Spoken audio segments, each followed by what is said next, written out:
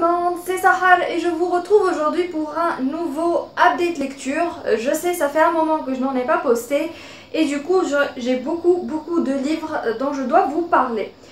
Tout d'abord, je vais commencer par vous parler d'un livre qui a été un énorme coup de cœur. Surtout que ça a été vraiment une surprise, je ne m'attendais pas du tout à l'aimer à ce point-là. Voilà, donc je vais vous parler de La Maison des Idées d'Ariel Sauté aux éditions Mots en Flot. Donc j'ai reçu ce livre en service presse et je dois vous avouer que j'étais, même si voilà, le résumé m'avait beaucoup intéressée, j'étais un petit peu sceptique par rapport au côté, comment dire, télé-réalité, puisque en effet, donc l'histoire se déroule,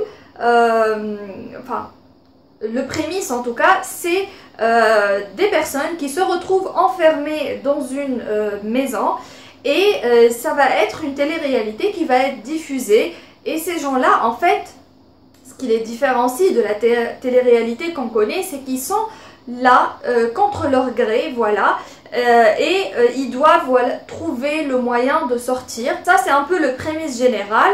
Et ça a été vraiment une agréable surprise, une merveilleuse découverte que la plume d'Ariel.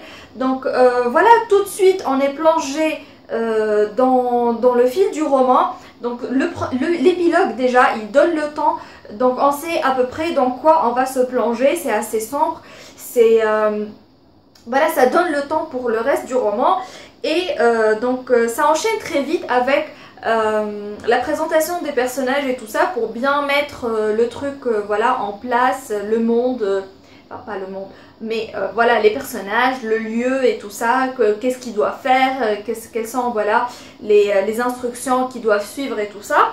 Et petit à petit, en fait, sans s'en rendre compte, malgré les nombreux personnages, on va commencer à s'y attacher, à avoir beaucoup voilà, d'empathie pour eux et même d'antipathie pour certains, et on va se rappeler de tous les personnages, du comique, de la un peu voilà, bimbo, de l'intellectuel, du déprimé, voilà, etc. Et je dois avouer que ce qui m'a le plus surpris parmi voilà, les typologies classiques des candidats dans les téléréalités, c'est la présence d'un enfant. Donc voilà, il y a un petit enfant qui se retrouve également enfermé avec ses adultes dans la maison.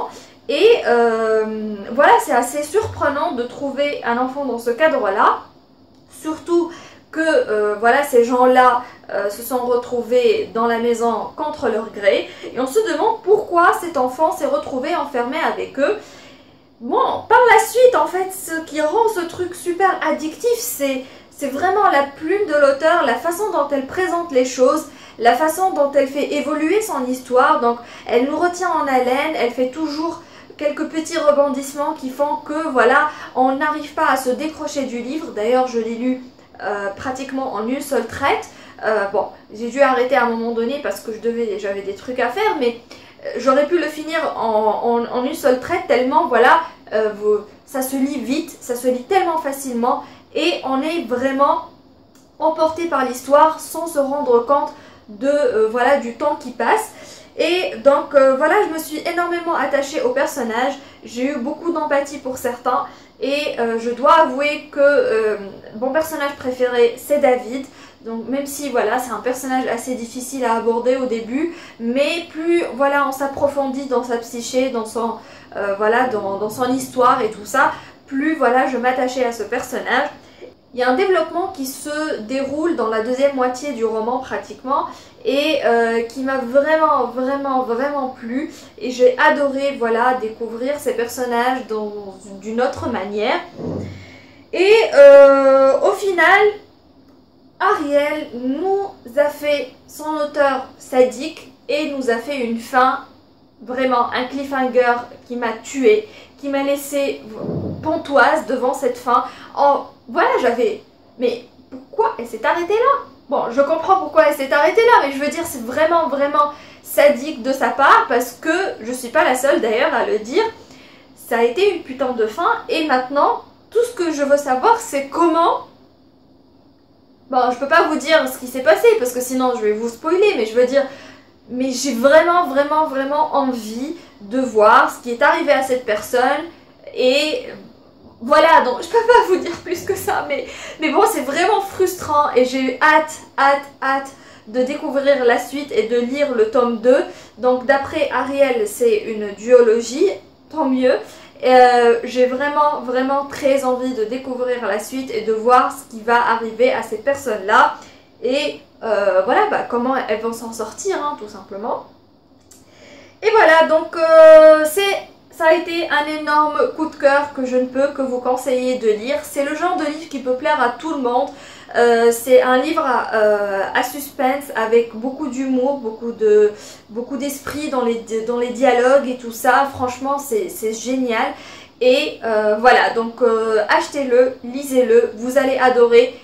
Pour le moment, je n'ai trouvé personne à qui je l'ai conseillé et qui n'a pas adoré. Donc vous voilà prévenu. Si vous voulez une lecture absolument géniale pour cet été, je ne peux que vous conseiller de lire La Maison des Guidés d'Ariel Sauté, donc aux éditions Mots en Flot. Donc je passe ensuite au deuxième livre dont je voulais vous parler, et c'est La Balade électrique d'Emily Archer de Geoff Brigandet aux éditions du Caïman. Voilà. Donc ça en fait c'est un livre dont j'ai énormément entendu parler, que ce soit par mes amis ou bien voilà, sur la blogosphère, sur les chaînes YouTube et tout ça. C'est un livre qui a eu énormément de succès et pour cause, il le méritait amplement. Donc là encore, ça a été un énorme coup de cœur. La plume de Geoff, elle est absolument magnifique. Il vous transporte mais tellement facilement et il a un tel humour noir. J'ai adoré, franchement. Donc là, en fait, c'est l'histoire de Sam Scott, qui est un tueur en série, voilà, qui a ses petites habitudes, qui est un petit peu hypocondriaque et voilà, qui aime son petit monde tel qu'il est et comme il le veut, et personne n'a le droit, voilà, d'y toucher, de le changer ou quoi que ce soit. Le truc, c'est que voilà, justement, sa vie va être bouleversée par l'emménagement dans l'appartement qui est juste à côté du sien d'Emily Archer et voilà, de son père. De là va commencer une histoire complètement loufoque mais incroyable, sur fond de meurtre et de complot et tout ça, et waouh, ça a été juste une magnifique lecture. Et je dois vous avouer que si vous êtes amateur de thriller et de polar, mais que vous voulez changer un petit peu de style et voilà, aborder ce monde, cette thématique, ce genre littéraire d'une autre manière, je ne peux que vous conseiller de lire La Balade électrique d'Emily Archer, parce que franchement, c'est le genre de thriller, même s'il y a beaucoup, voilà, de meurtres, de complots, de voilà, tout ça, même de gore aussi, enfin pas beaucoup de gore mais quand même, il y a vraiment un côté humoristique très présent, assez cocasse dans certaines situations, mais surtout l'humour, voilà, assez spécial qu'amène, voilà, Geoff dans cette histoire m'a fait vraiment beaucoup d'effets. Et je dois vous avouer que je n'ai pas pu m'empêcher de demander à l'auteur un autre roman avec les deux personnages principaux, donc Sam Scott et Emily Archer, voilà, dans une suite peut-être, ou bien pas vraiment une suite directe, peut-être juste, voilà, une sorte de livre voilà, compagnon ou quelque chose comme ça. Mais en tout cas, j'ai très envie de retrouver ces deux personnages parce que je suis vraiment tombée sous leur charme. Voilà, ils sont très charismatiques. Surtout qu'Emily Archer, en fait, c'est une handicapée qui est tétraplégique. En fait, elle est clouée dans un fauteuil électrique, d'où La Balade électrique d'Emily Archer. Et que, voilà, tout le monde la sous-estime plus ou moins, mais que voilà, comment dire, je ne veux pas trop vous spoiler, mais en fait, Emily Archer, c'est quelqu'un de très spécial qui va complètement bouleverser la vie de Sam Scott d'une manière à laquelle il ne s'attendait absolument pas, et ça a été juste magique. Et je ne remercierai jamais assez Geoff Brigandet d'avoir eu la gentillesse, voilà, de m'envoyer son roman, et voilà. Donc merci, et j'ai hâte de découvrir d'autres romans de cet auteur. Je passe ensuite à une autre lecture. Donc je vais vous présenter Ton dernier souffle de Petroni Rostagna aux éditions Incartade. Donc ça c'est un policier dont j'ai entendu parler sur la chaîne de Séverine bien sûr.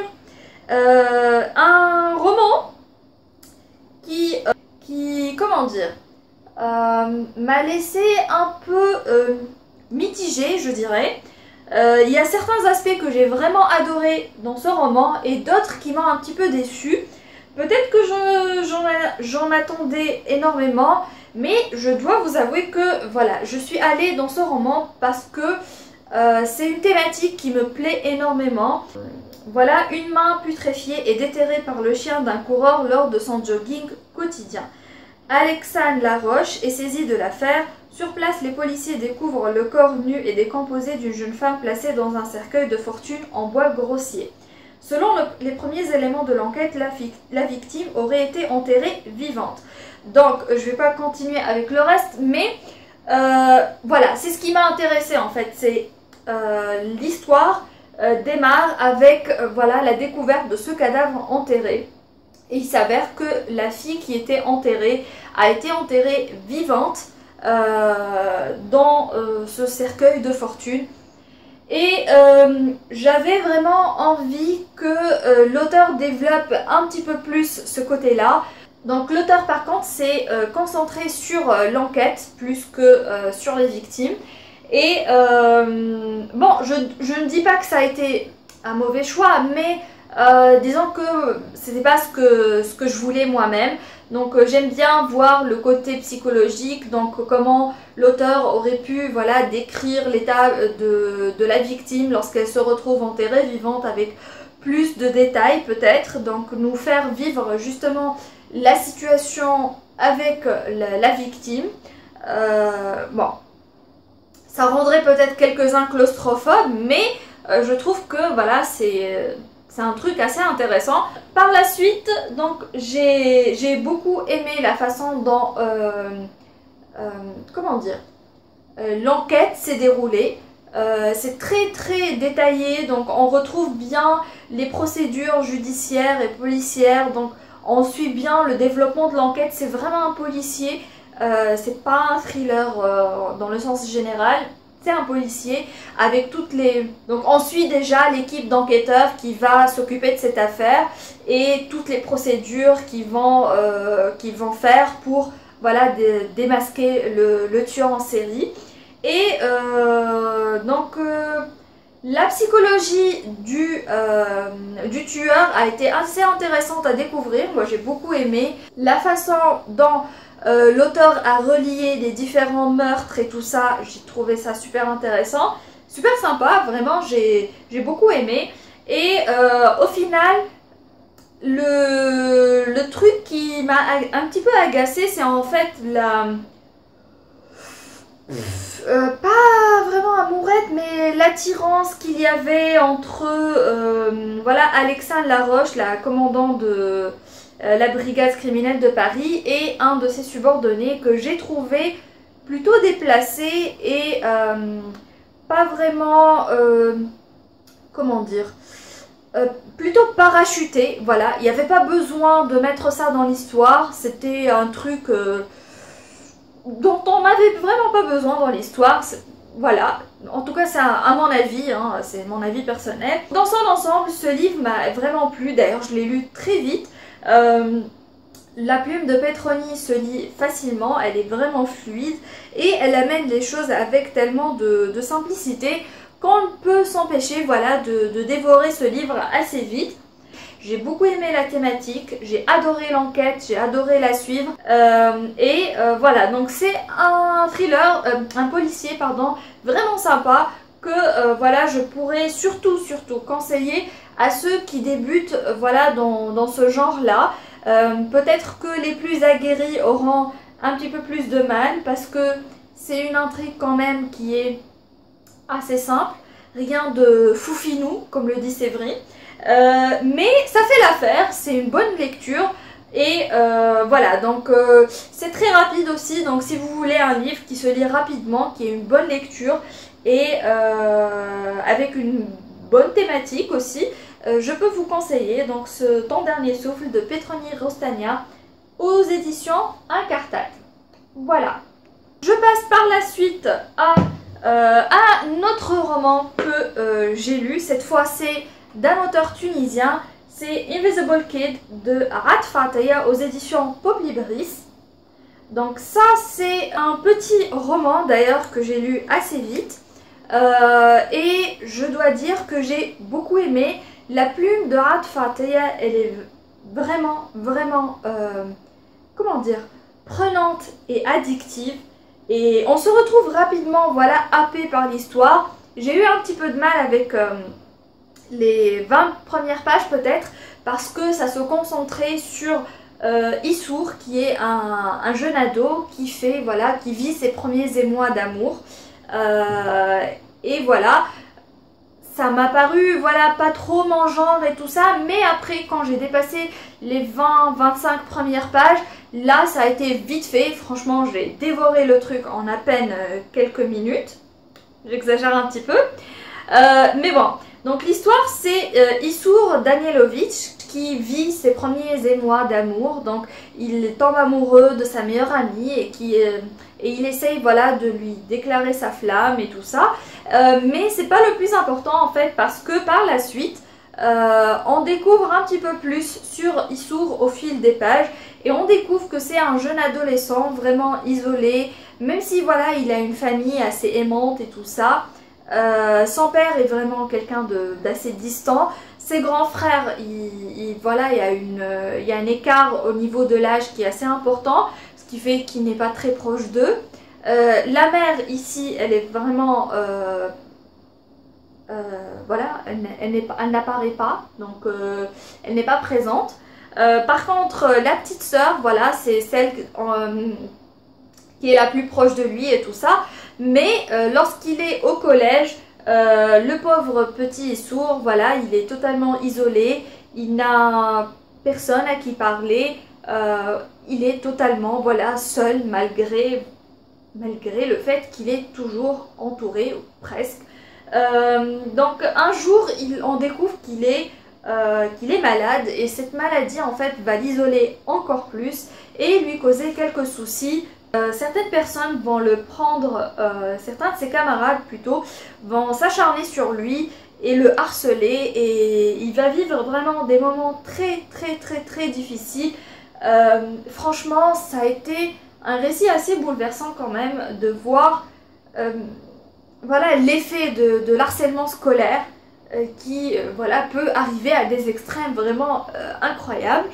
Et là entre en fait le côté fantastique de l'histoire qui m'a vraiment accroché et qui m'a fait regretter le fait que le livre soit aussi court.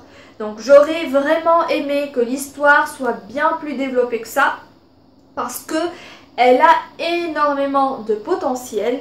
Je dois avouer aussi que arrivé à la fin du roman, je suis vraiment restée frustrée et sur ma faim, parce que c'est une fin justement ouverte. Et je voulais en découvrir plus, je voulais en savoir plus sur Issour, sur ce qui allait lui arriver, sur ce qui allait se passer après l'événement qui a bouleversé sa vie.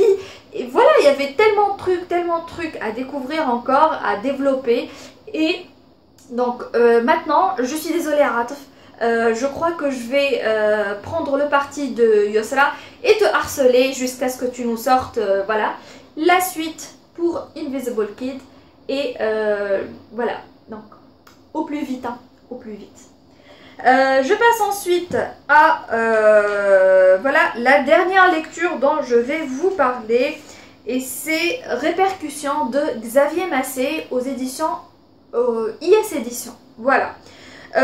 Donc l'histoire de Répercussions, c'est un jeune homme qui a vraiment une mémoire défectueuse, puisque à partir de 17 h, il ne se souvient absolument de rien. Et il doit tous les jours, voilà, lire les post-it qu'il se met la veille pour se souvenir de ce qui s'est passé, de ce qui est arrivé et tout ça. Et on le retrouve au début du roman. Donc il se réveille dans le coffre-fort d'une banque. Et là, il y a eu en tout cas un braquage et les policiers, voilà, l'interrogent et l'emmènent au commissariat et tout ça. Donc, on se retrouve rapidement plongé dans l'histoire, dans l'action et tout ça. Le style d'écriture de Xavier Massé, il est assez prenant. Par contre, le truc qui me dérange un petit peu, c'est peut-être le langage utilisé. En fait, ça se lit rapidement, mais en même temps, ça dénote d'une certaine immaturité par rapport au personnage. Donc par exemple, je sais pas moi, un flic en général, les flics utilisent le jargon des procédures policières et tout ça, alors que là, je le retrouvais pas spécialement, donc c'était trop je sais pas, langage de rue, quelque chose comme ça. De même pour les médecins par exemple, ils n'utilisent pas le jargon médical ou des termes, comment dire, assez professionnels et adultes. Donc ça m'a un peu dérangé parce que voilà, ça enlève un peu de crédibilité à l'histoire. Par contre, en fait, j'ai beaucoup aimé la psychologie derrière le personnage principal. J'ai trouvé que l'idée d'amener ce traumatisme qui a engendré voilà, ces trous de mémoire et tout ça a été vraiment très bien travaillé. J'ai adoré.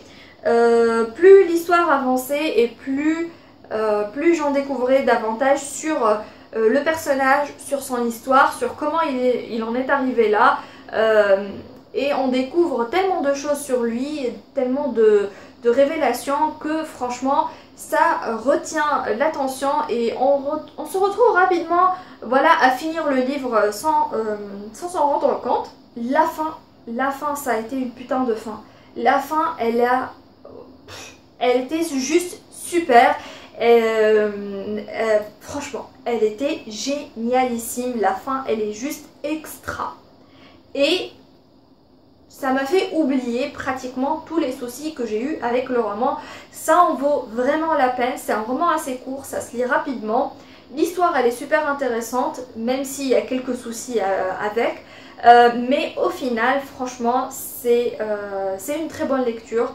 Et voilà. Donc, je crois que je vais m'arrêter là avec les présentations. Et je vous dis à très bientôt pour une nouvelle vidéo. Bye!